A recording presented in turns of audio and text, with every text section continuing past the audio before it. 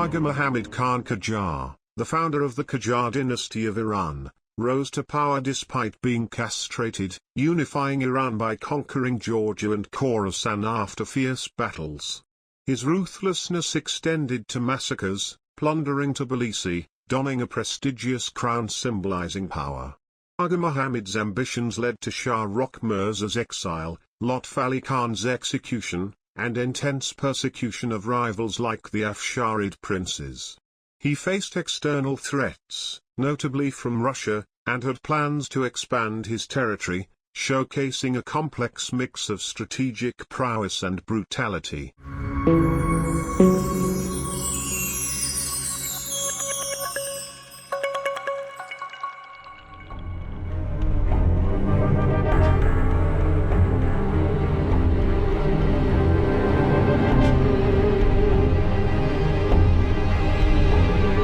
Agha Mohammad Khan Qajar was the founder and first ruler of the Qajar dynasty of Iran, which ruled from 1789 AD to 1925 AD. He was born in 1742 AD in Astarabad, a city in northern Iran, and belonged to the Quwanlu branch of the Qajar tribe.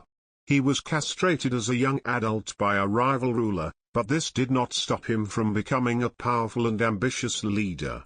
He unified Iran after decades of civil war and chaos, and expanded its borders by conquering Georgia and Khorasan. He was assassinated in 1797 AD by two of his servants while leading a second expedition into Georgia.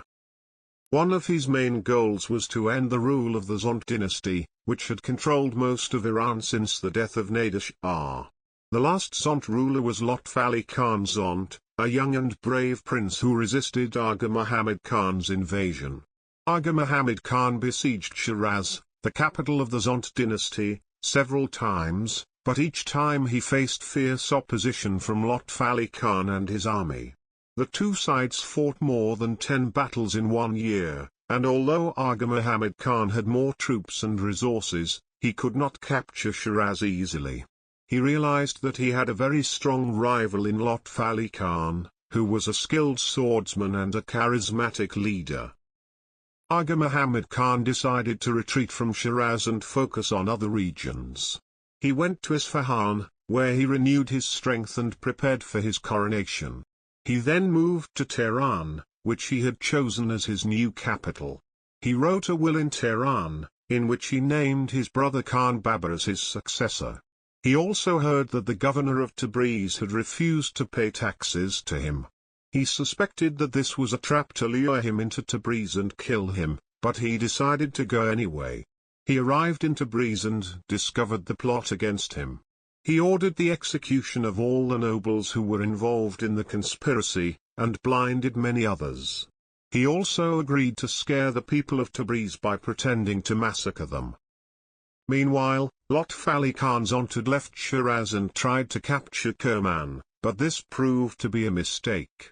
He failed to gain support from the people of Kerman, and when he returned to Shiraz, he found that the city gates were closed by Haji Ibrahim Khan Qajar, a local official who had betrayed him. Haji Ibrahim Khan had sent a message to Agha Mohammad Khan, offering him Shiraz in exchange for some privileges. Lotf Ali Khan tried to enter Shiraz by force, but he could not succeed. He then fled to Bushehr, hoping to start a new rebellion from there. Agha Mohammad Khan accepted Haji Ibrahim Khan's offer and entered Shiraz without any resistance. He finally ended the Zand dynasty and became the undisputed ruler of Iran.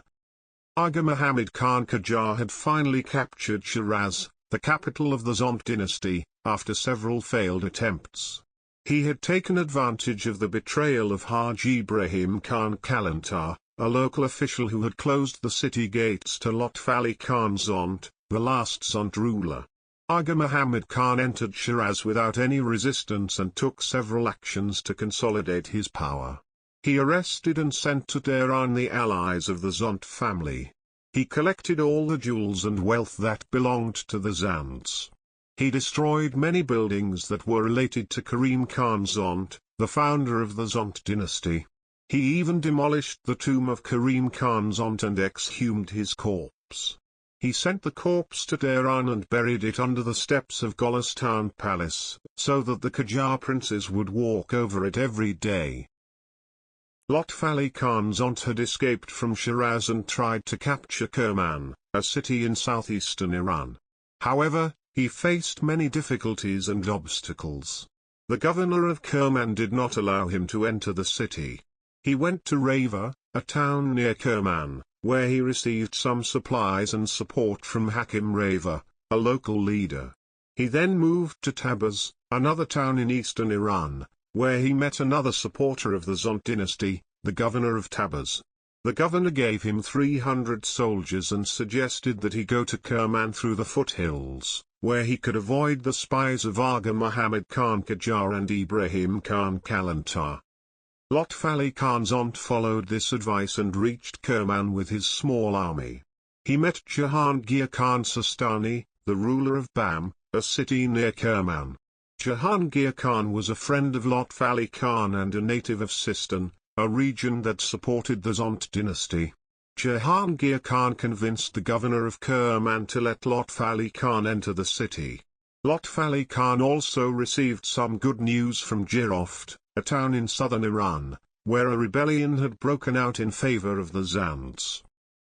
However, these events did not go unnoticed by Agha Mohammad Khan Qajar. He was furious when he heard that Lotf Ali Khan's aunt was still alive and active. He decided to march to Kerman with his full strength and end his rival once and for all. He also sent his brother Khan Baba with 5,000 soldiers to Jiroft to crush the rebellion there. Agha Mohammad Khan reached Kerman in a short time and besieged the city. It was autumn and winter was approaching. Lotf Ali Khan hoped that the cold weather would force Agha Mohammad Khan to lift the siege. But he was wrong. Agha Mohammad Khan had brought builders and carpenters with him. They built houses and chambers around Kerman to protect themselves from the cold. They also received food from the nearby cities that were loyal to Agha Mohammad Khan. The siege was not going to end anytime soon.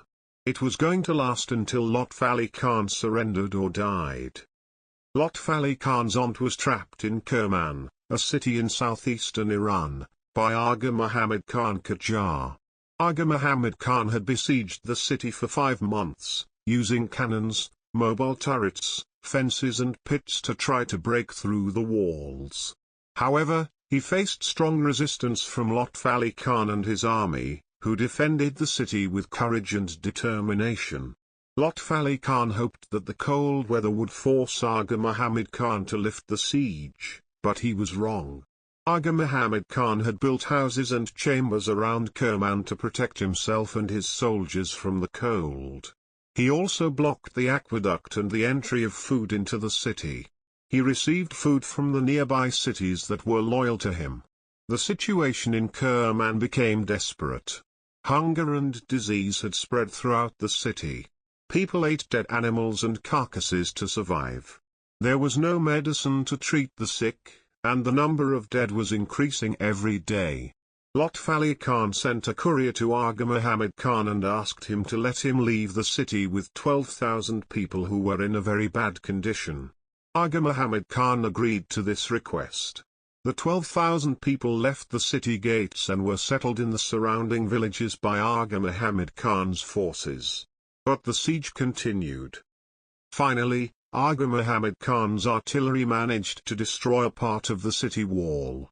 His forces quickly entered Kerman.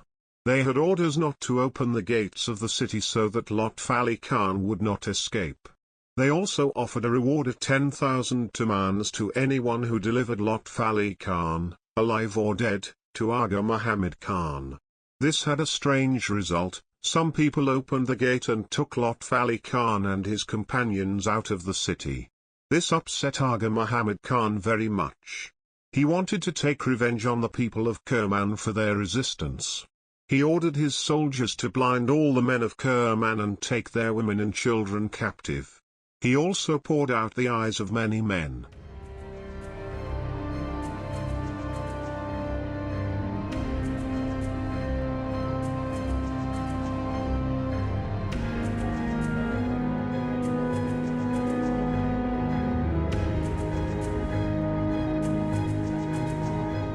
Lotf Ali Khan escaped from Kerman and went to Bam, a city near Kerman.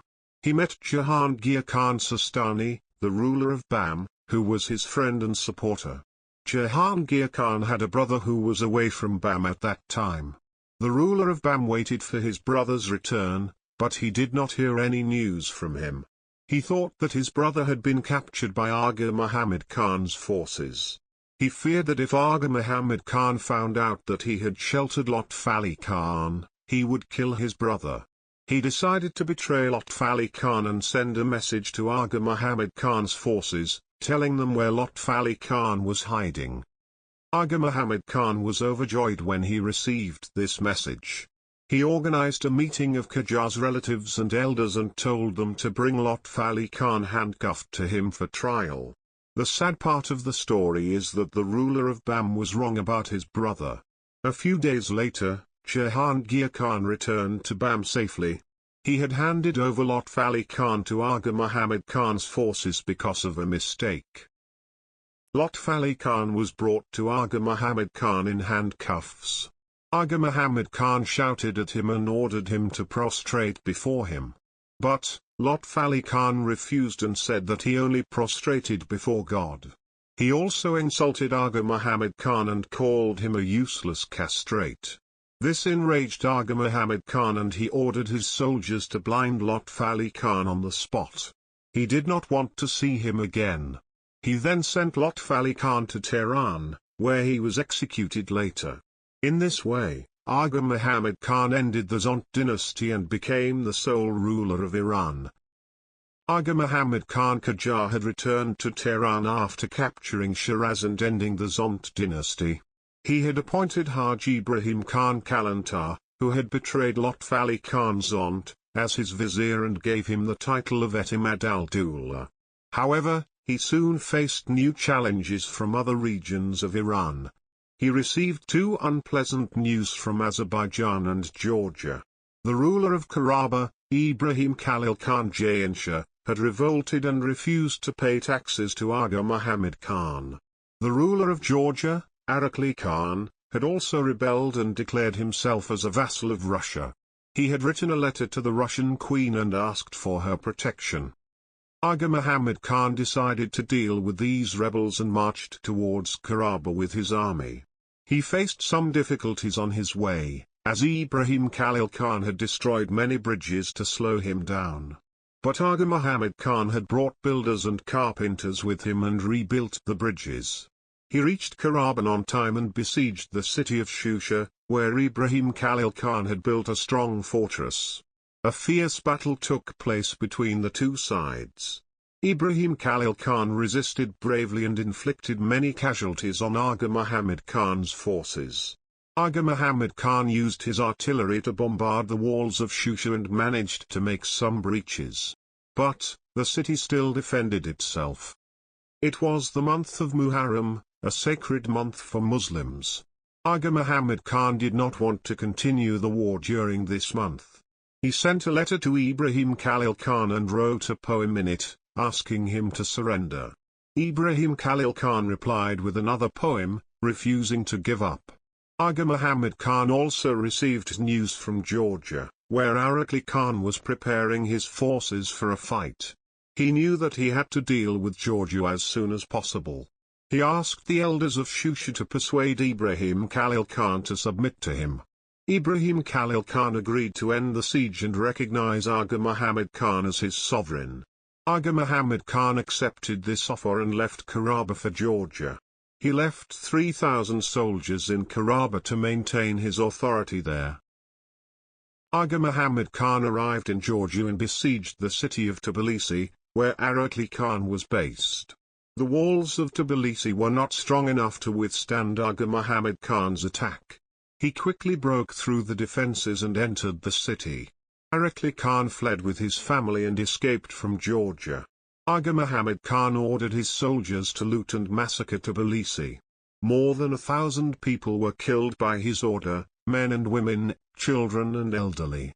He also collected all the gold and jewels that he could find and sent them to Tehran with his caravan.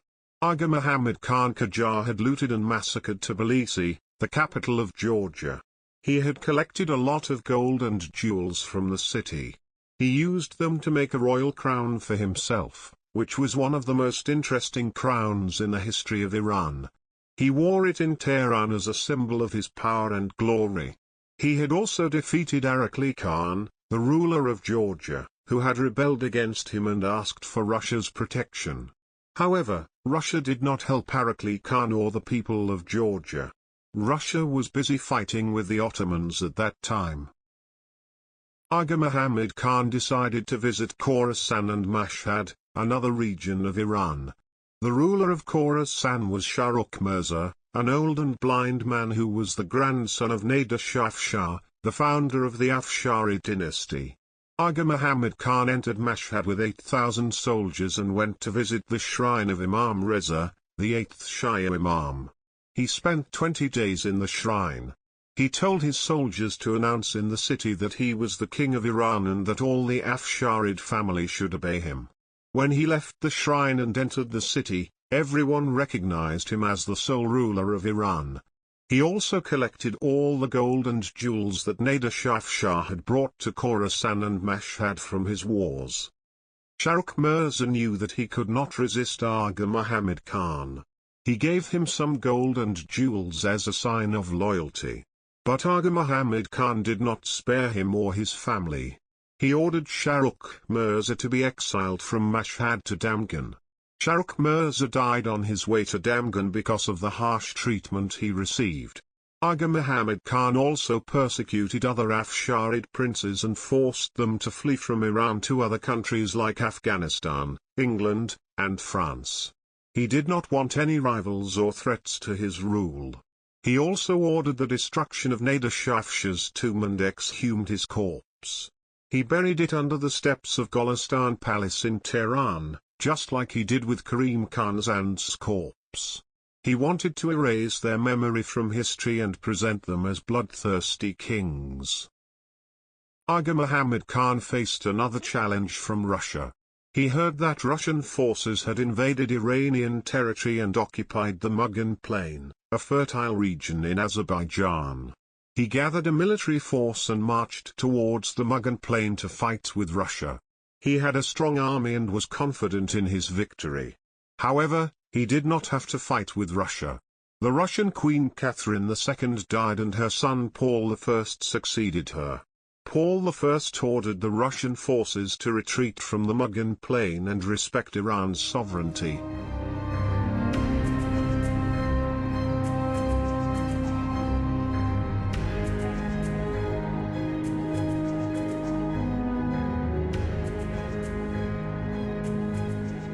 Agha Mohammad Khan Qajar had a plan to capture Bukhara, a region that was part of Iran during the reign of Adel Shah Afshar, but had become independent after his death. He had paid some money to the king of Dynasty, who ruled Afghanistan at that time, to secure his cooperation. The Dynasty wanted to conquer India and did not interfere with Agha Mohammad Khan's ambitions.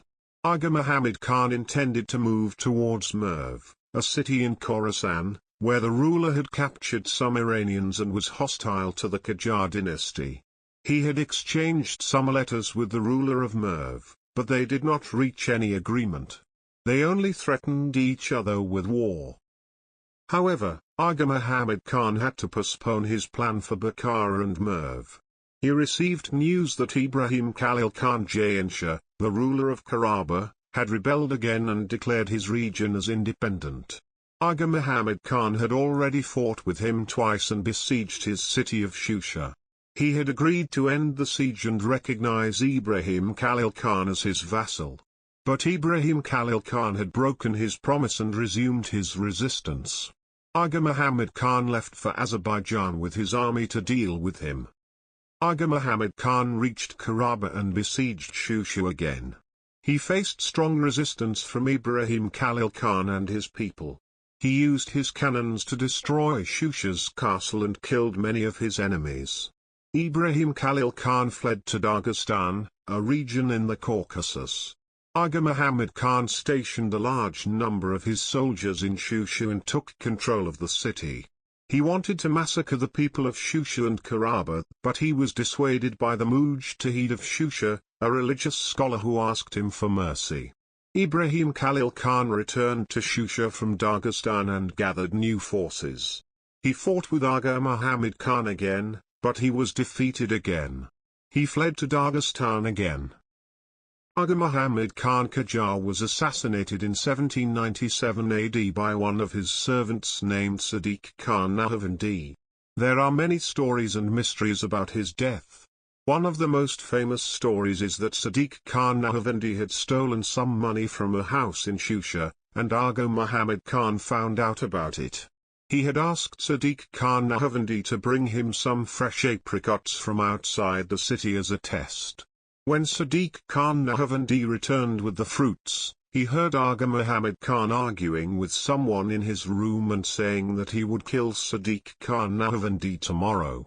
Sadiq Khan Nahvandi decided to kill Agha Mohammad Khan before he could kill him.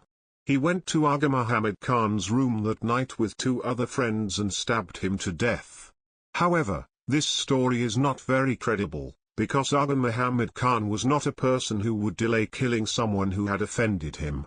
He would order his execution immediately. It is possible that Agha Mohammad Khan had spared Sadiq Khan Nahvandi's life for some reason and Sadiq Khan Nahvandi had killed him out of fear or hatred. Another story is that he was killed by Sadiq Khan Shagaki, another friend of his, who wanted to declare independence and crown himself in Tabriz. It is not clear which story is true, but it is known that he was killed by his friends in Shusha. His death was a shock for Iran and its neighbors. His nephew Fath-Ali Shah Qajar succeeded him as the second ruler of the Qajar dynasty. He was called Khan Babu at that time and was in Shiraz. He quickly came to Tehran and crowned himself as Shahanshah, King of Kings, in Tehran. He took the name of Fath-Ali Shah Qajar. He also executed Sadiq Khan Nahvandi and Sadiq Khan Shagaki for their crimes. The grave of Agha Mohammad Khan Qajar is another mystery. It is said that his grave is in Najaf, a city in Iraq, next to the grave of Imam Ali, the first Shia Imam. But, there is no sign or photo of his grave there. An article has examined all the pilgrimage letters and travelogues from 1 year after his death until now and has found some clues about his grave. According to this article, Agha Mohammad Khan was first buried in Shusha after his death. Then, Fath-Ali Shah moved his body to Tehran and buried it there. Later, he exhumed his body again and sent it to Najaf and buried it there. He also placed a marble tombstone on his grave with the crown of Agha Mohammad Khan engraved on it. He also wrote Shah Shahid, the martyred king, and a poem by Hafez on the tombstone. Agha Mohammad Khan had written in his will that he wanted this poem to be on his tombstone. The poem was: "If 1,000 enemies are intent on my demise, with you as my friend, fear won't arise. I'm alive with the hope of union with thee. Every moment I fear death, otherwise. Where can we see your face just as you are, true and pure? Each based on his own grasp can realize." Not only Agha Mohammad Khan but also, other Qajar princes and their mothers and family members were buried in a small cemetery next to Imam Ali's shrine. But, there is no trace of it left. In the following years, some writers wrote that they visited Shah Shahid's grave when they went to Najaf. They mentioned that a chamber was built for Agha Mohammad Khan's grave and that someone was taking care of it. The Qajar government also allocated a budget for it and people went there for pilgrimage. This continued until Reza Khan came to power in Iran. He cut the budget for the grave and did not care about it. Some people say that Reza Khan ordered the destruction of Agha Mohammad Khan's shrine, and some others say that it was not by his order, but by neglect and decay. Over time, the writers wrote that the tomb had fallen into disrepair and the tombstone was broken and no one looked after it. The last article is by Dr. Ibrahim Bostini Parisi, who wrote that he saw Agha Mohammad Khan's grave when he went to Najaf for pilgrimage. He said that there was a marble tombstone there, but it was cracked. This was in 1961 AD. Now, the question is why there is no trace of that tombstone and cemetery today. After some time, a development project was carried out for Imam Ali's shrine, but the Iranian authorities did not agree to return the body of Agha Mohammad Khan and other bodies to Tehran. It is not known exactly what happened to Agha Mohammad Khan's grave, but it seems that it was destroyed during the development project of Imam Ali's shrine. It is also not clear what happened to the tombstone and where it is now. The ironic point of the story is that Agha Mohammad Khan, who had destroyed the tombs of Karim Khan's aunt and Adel Shah Afshar, had his own tomb destroyed in history and left no trace. On the other hand, both Karim Khan's aunt and Adel Shah Afshar have tombs today, and many people visit their tombs every year. This is the story of Agha Mohammad Khan Qajar, and it is up to you to decide whether he was a patriotic king or a bloodthirsty king.